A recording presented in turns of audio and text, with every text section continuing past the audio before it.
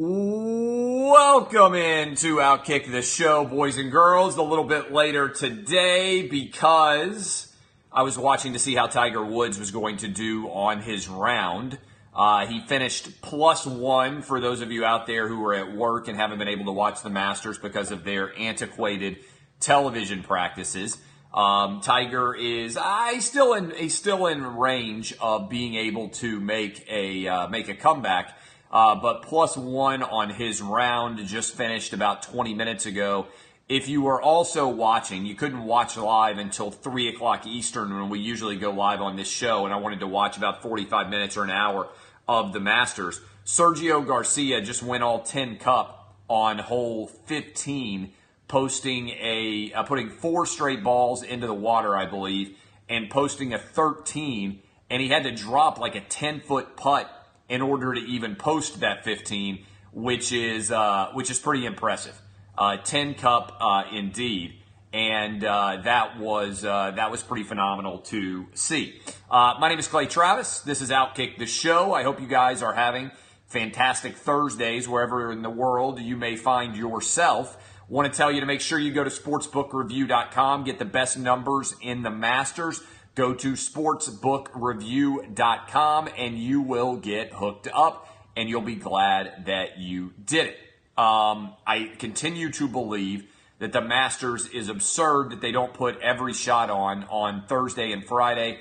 This is the world we live in. And I don't want to hear from you guys out there who say, well, but you can stream it. Let me tell you, nobody wants to stream if they have the opportunity to put the show on the big screen television. Also, you can't stream every golfer. So if the Masters were making more website sense, you'd be able to select whatever golfer you want and just follow them around. It still wouldn't make sense that the main broadcasts were not on television, but it would at least give some options for those of us out there who would like to keep tabs on it for both Thursday and Friday. Tough break for ESPN. You get 3 holes of Tiger, but at least he did not disappoint and is still roughly in the mix. He's like around 25th overall. Tiger Woods brings viewers to golf unlike anything else. Also want to tell you, I continue to make deals happen. We are going to have Outkick the weekend in Vegas come the last weekend of August. I believe it's going to be the 24th and the 25th.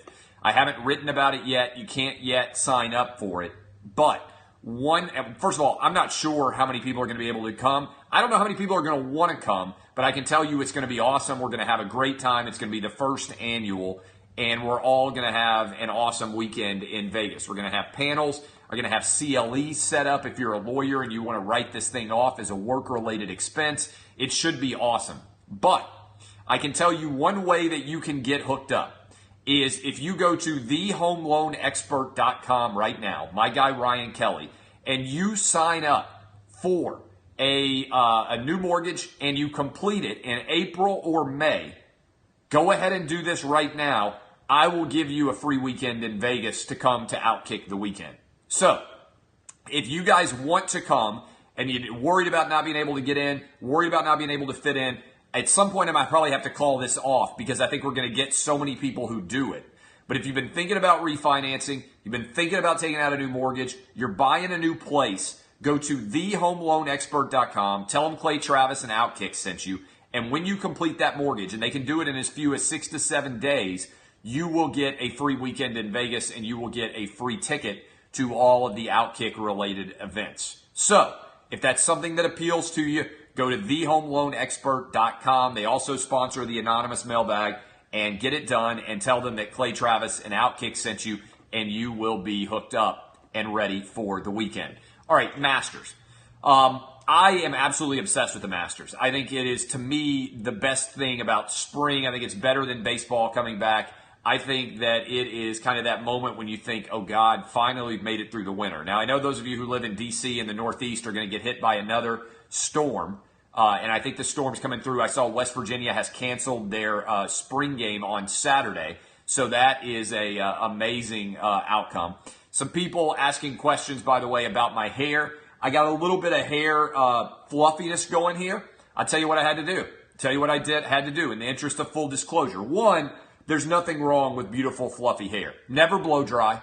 not a blow dry guy, never use any product. This is all natural, baby. What happened was I took a shower, and then I decided, you know what I got to do?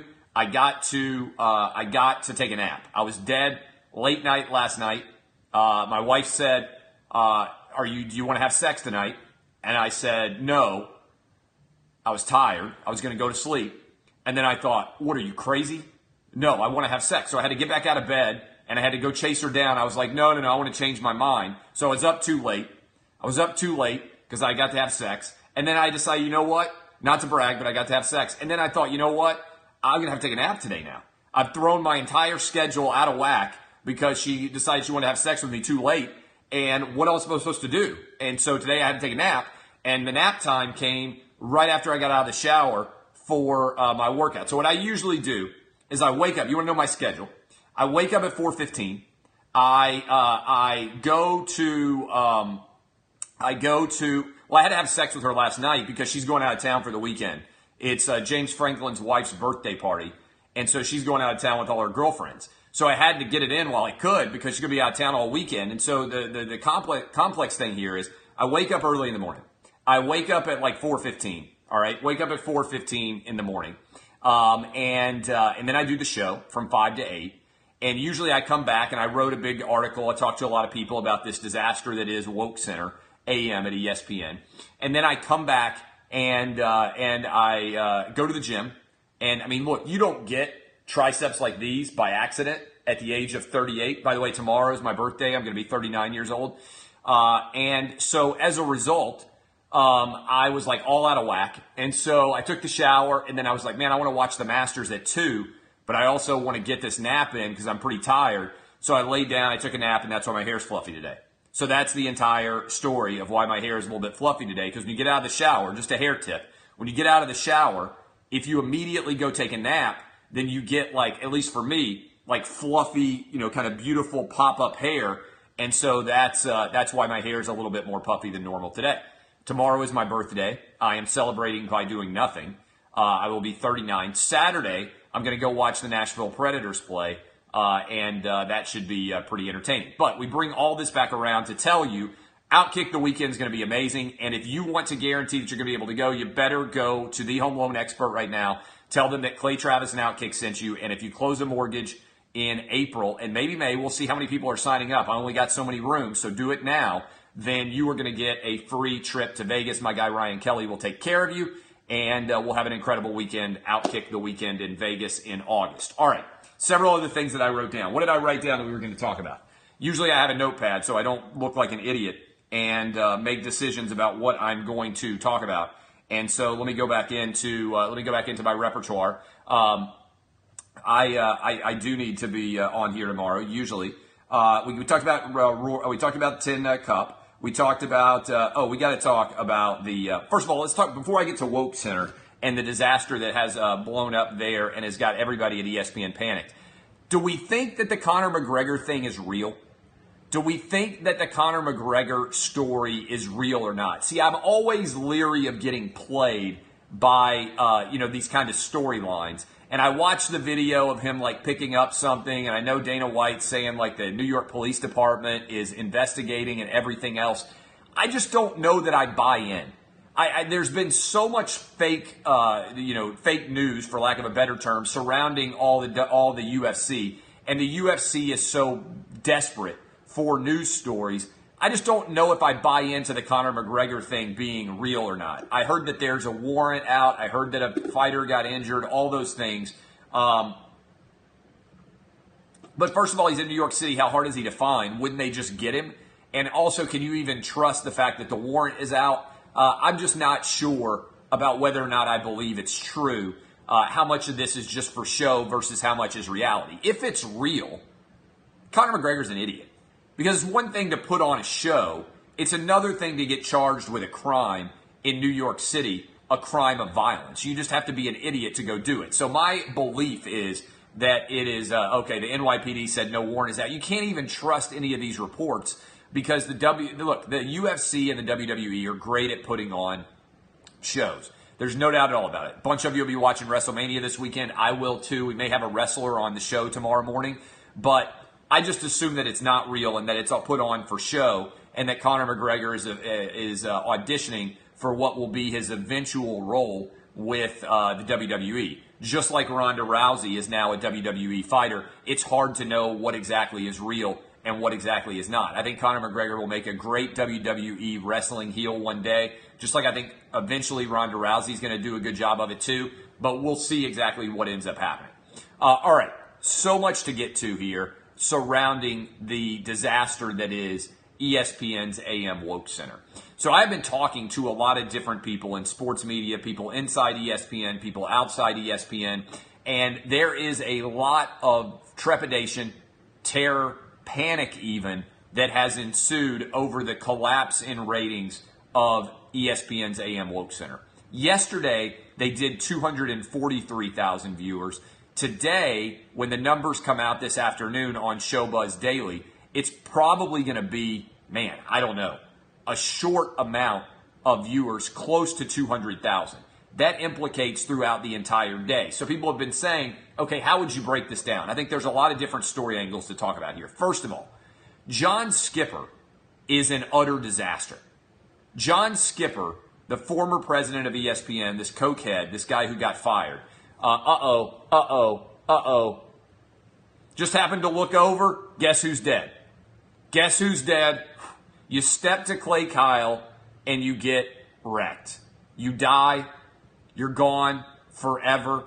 I don't read most of the comments, but when I look over and I see somebody behaving like a pussy, boom, you are gone. You're as dead as former ESPN president John Sniffer. That's the truth. All right? You are gone forever, and you will not ever be able to return again. So if you are curious, I read like 5% of the overall comments, maybe 10%. But when I look over and I happen to catch one out of the corner of my eye, same thing happens for Facebook, and I think, would someone who's not a pussy tweet this or comment on this? Then you are gone. If you are being a pussy and I happen to catch you, you're dead.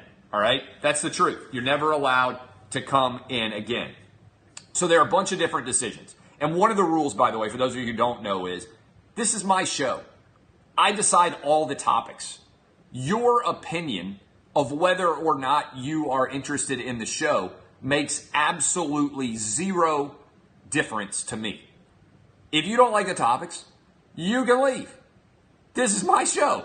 So I decide the topics. That's how the rule works. And if I happen to look over and think, oh, there's somebody who's being a bitch, there's somebody who's being a pussy, you're gone forever. Okay? Here's the truth. So this ESPN AM Woke Center, absolute panic right now in ESPN. Because as John Skipper went out the door, a.k.a. John Sniffer. I'm just going to call him John Sniffer from now on. When John Sniffer left ESPN, the last major decision he made was, we're going to build this huge studio in New York City. It's going to cost tens of millions of dollars, and we are going to start a morning show with Mike Greenberg. As a result of making that decision, they had to blow up the most successful show in the history of ESPN radio. At its peak, Mike and Mike, whether you like that show or not, I have to give them props, they were making $20 million a year in advertising. $20 million a year for a radio show that doesn't cost very much to produce is pretty phenomenal. It's the most successful radio show that ESPN has ever had. And John Sniffer decided, I'm going to break up Mike and Mike. And when I break them up, I'm going to put Mike Golick on this new show and leave him and find somebody else to host with him. And I'm going to put Mike Greenberg on a new morning show, and we're going to put those two shows head to head.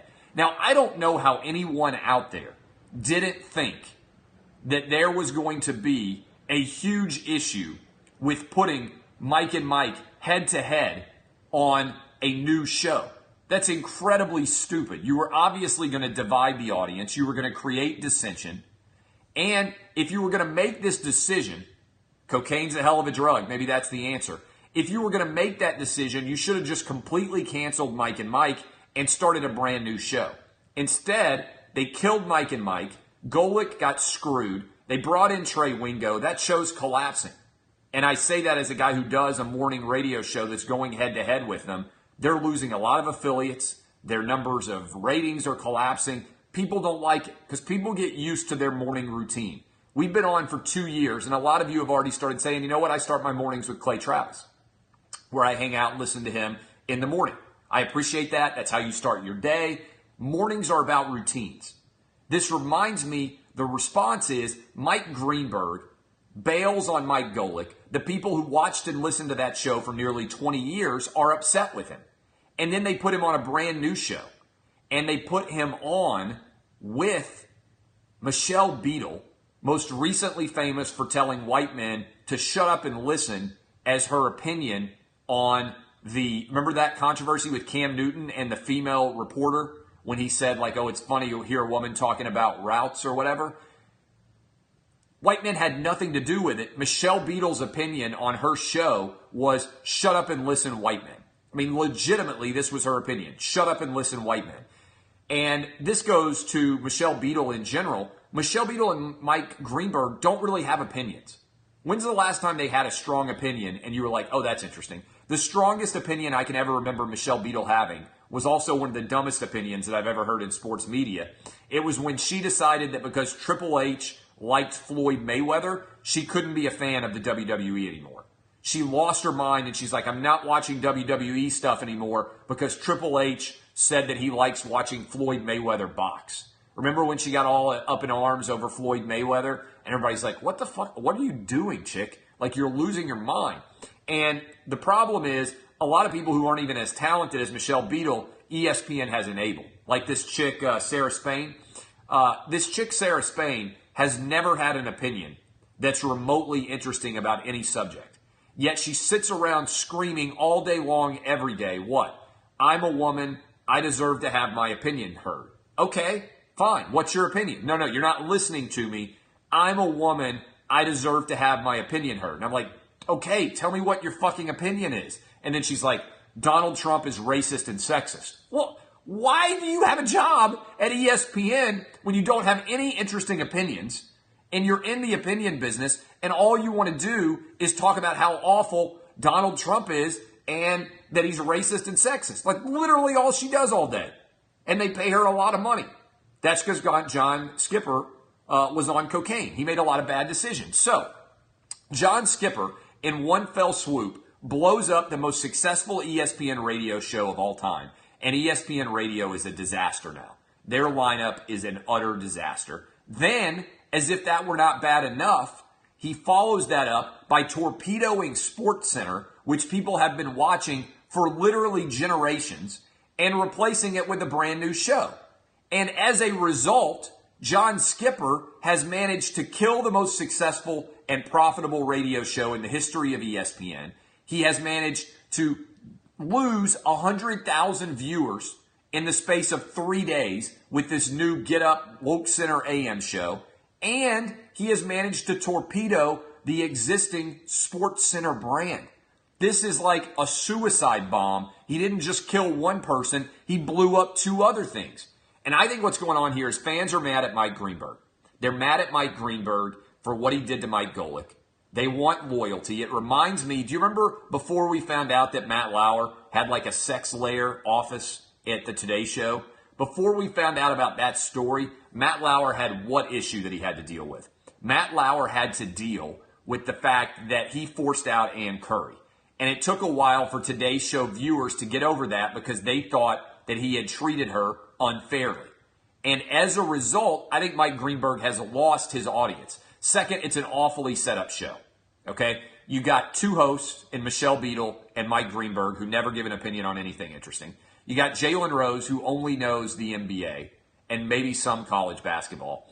And then you got a bunch of rotating panelists. What in the world are they thinking? What's more, there are tons of people inside ESPN rooting for this show to fail because the story about how much money these guys are making got out.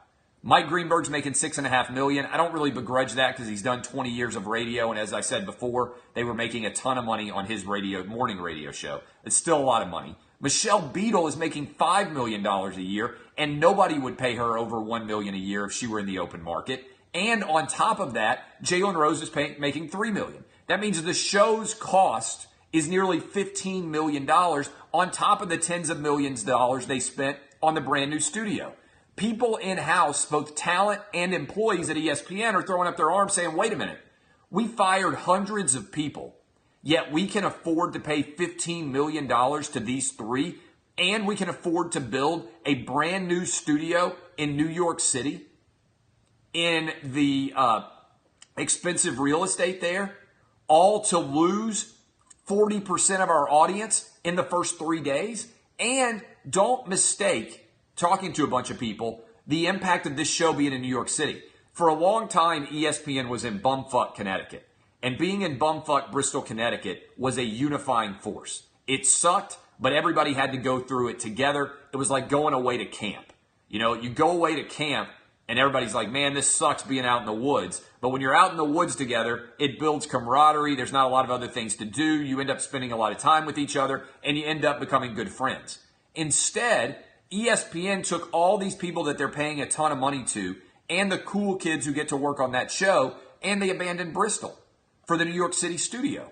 So everybody is sitting around saying, wait a minute, why did we fire all these great reporters?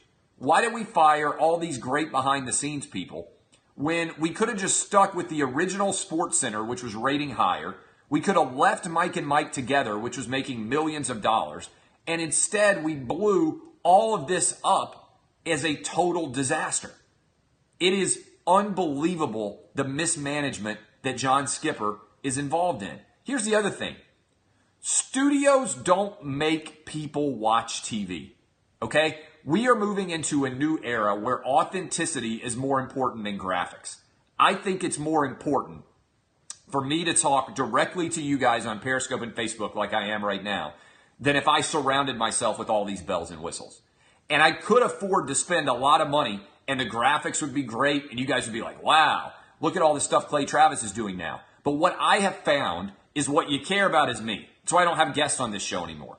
Guests were great on Outkick the Show. Obviously on Outkick the Coverage, my AM show, we have guests. I'm on for 3 hours. But what the numbers show is you guys want me to sit and talk for a half hour about the biggest stories of the day. That's when everybody comes in. That's when the numbers show the best possible return. You want to hear my opinion. You don't want to see me have an incredible backdrop. You don't want me to see me spend millions of dollars on my studio, because that's not ultimately going to change what I'm telling you, which are the words coming out of my mouth and sometimes the facial expressions that surround that. And so if you are good, everything else doesn't matter. Now, I'll give a limited exception for something where the crowd is as important as the talent. College Game Day, a show like that, that's where the crowd really matters. Being on campus for a big game with a huge crowd with signs behind you, the crowd is at least as important as any of the people who are talented on College Game Day. And that's what I told the people at Fox when we started doing our morning show. And at some point, I'd like to be on a show like that where you go around with a huge crowd of people watching your show behind you. That's a different example. But for typical studio shows, it doesn't matter how great the studio looks. The people tune in for the talent. And ESPN spent $100 million on a Sports Center studio. Nobody actually watched. In fact, the ratings went down. And now they spent tens of millions of dollars on a New York City studio, and now the ratings are going down there too. It is a mess. What matters is the talent that you put on these shows, not, and I repeat, not what they look like. And so there's amazing amounts of division that this show has created in the ESPN family. What would I do? People say, what would you do? The other thing is, talent like Michelle Beadle doesn't move the needle. I would have gone with a younger, if they need a woman, I would have gone with a younger, less prominent woman and put her in there and she would have done just as well. Maria Taylor, Laura Rutledge, who I think is insanely talented, goes on with Feinbaum on a regular basis, also funny, smart, younger, and more talented, and not costing anywhere near as much. Look at Good Morning Football. That show cost almost nothing comparatively. They went with 4 people who most people didn't know. Kay Adams, who's really good. My guy, Peter Schrager. I mean, I like all these guys. everybody on that show, even Nate Burleson is not a big name football player. You went with 3 kind of unknown guys, right? And so it's done insanely well. They could have gotten a great young cast, put them on television, and the ratings would not have changed at all, and you wouldn't have this animus that's created over the $15 million salaries. And by the way, those numbers getting out were a disaster for this show because it just plays into the idea of how much they're overpaid relative to the audience that they are producing.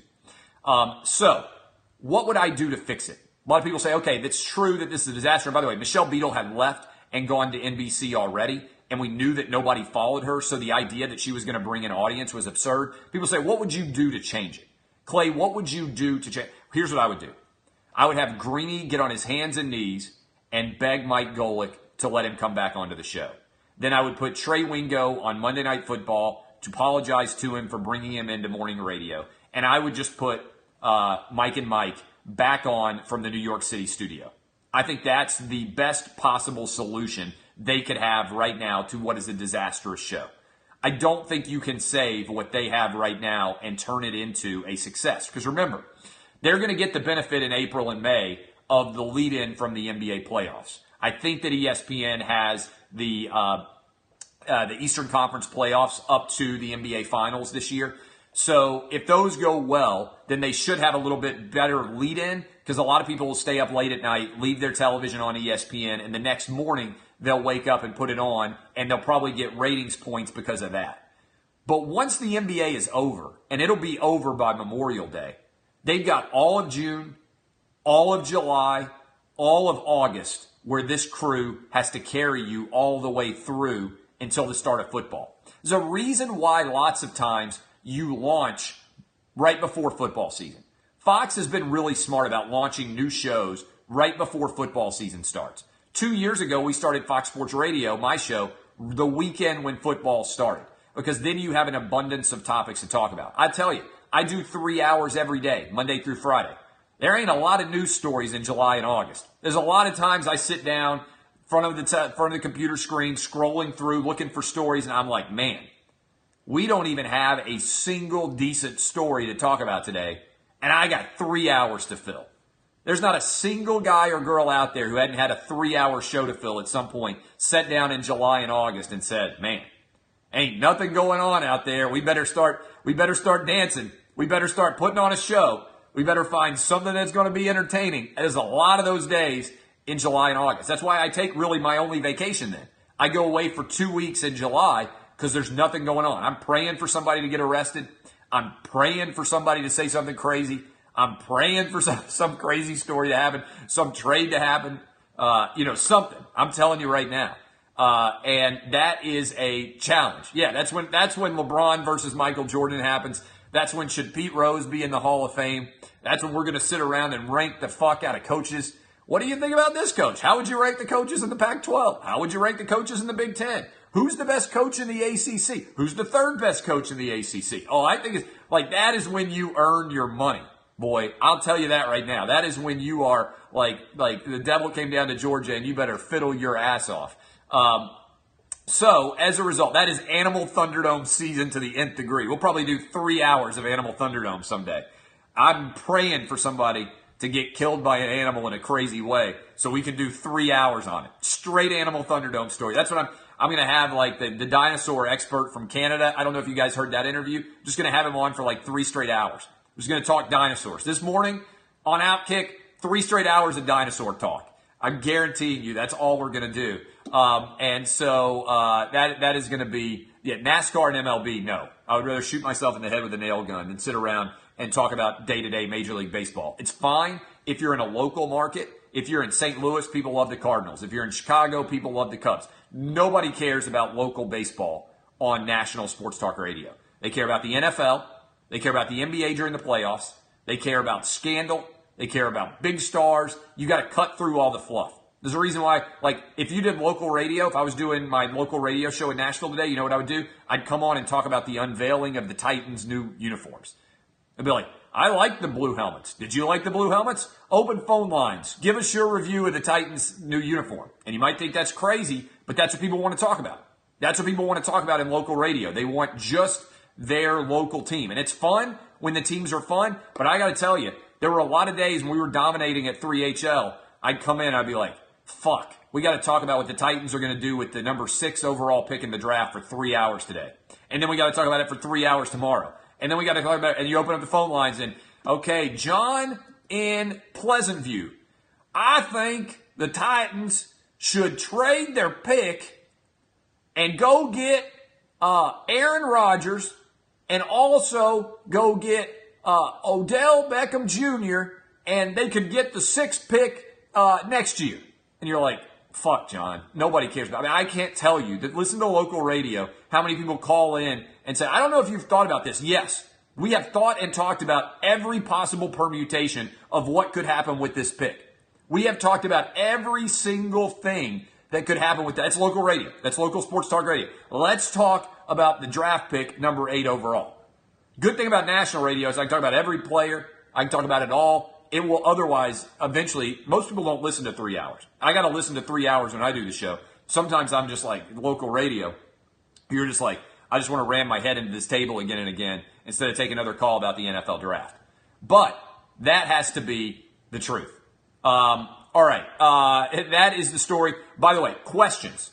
Questions about Woke Center AM. What else did I not tell you? I got a big article, a couple of thousand words up based on all the conversations that I have had. Let me make sure I didn't miss anything that I wanted to hit there. The numbers should be coming out shortly on showbuzzdaily.com. In fact, if one of you wants to check Showbuzz Daily right now, you can come in and we will tell you what the number was today. I'm predicting it's going to be like 207.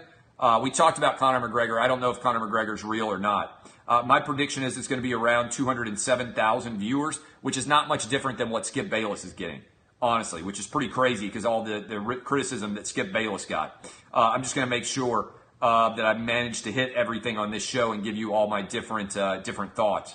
I do think this. One of the big problems they have is the show isn't fresh.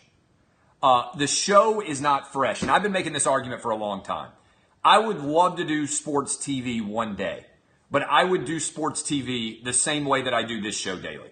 I would come on and I would talk about the sports issues of the day, but I might mix in Donald Trump and Stormy Daniels. And I might mix in the fact that Westworld is coming back. I think that the way young people consume content today, this is my theory. I think the way young people consume content today is not regimented, focused on just one subject. I think it's even more than old school is like, oh, we're only going to talk about these subjects on this show. I think as long as you're fair and honest with your viewer, you can talk about anything. I think I'm just as good talking about billions as I am talking about the Masters. And I think what I always think of like a show is like a dinner party. Everybody has got a friend who only talks sports. And generally, those guys have no success with women, right? Think about if you have a friend who is obsessed with sports, he gets less ass than anybody. He may love sports and he's great for guys, but your wife or your girlfriend is like, oh, that dude's going to come. All he can talk about is sports. Nobody wants to talk with just sports guy. If you go out dinner party with other couples, everybody hates that guy, right? So why would you want to spend time with that guy in radio or TV? I want to spend time with a guy or a girl who's fun to go out to have drinks with. And if you go out with your buddies to have drinks, what do you talk about? You talk about the latest TV show you're watching. Probably hot girls. How do you make money? Stock tips. You talk about sports. Like you mix it all together.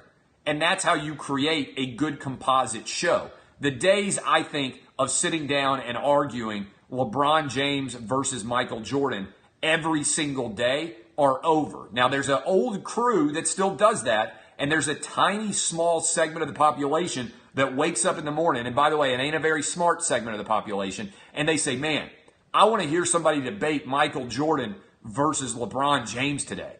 I think most people would rather hear you talk about the latest billions or hear me talk about the Animal Thunderdome than they would me sit down and say, well, if you look at Michael Jordan at the age of 33, he did this. And if you compare his 18th game and his 14th season to LeBron James, like, shoot me in the head with a nail gun. That's old school sports talk. To me, I would mix everything. I would do a fun show just like we do here. At some point, I think I'll get that opportunity. The market is moving in my direction more every single day.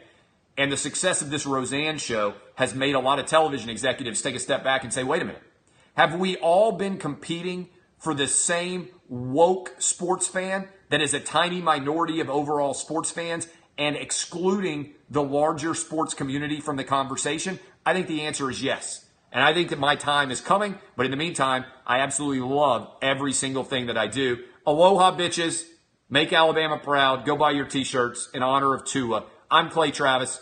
This is Outkick the show. Go read the article up at Outkick. I'll see you guys tomorrow, 6 to 9 a.m. Eastern. We got a big wrestler coming on from WrestleMania. I can't tell you who it is, but it's going to be a great guest tomorrow on the radio show. Talk to you then. See y'all. D-BAP, boys and girls. I'm Clay Travis.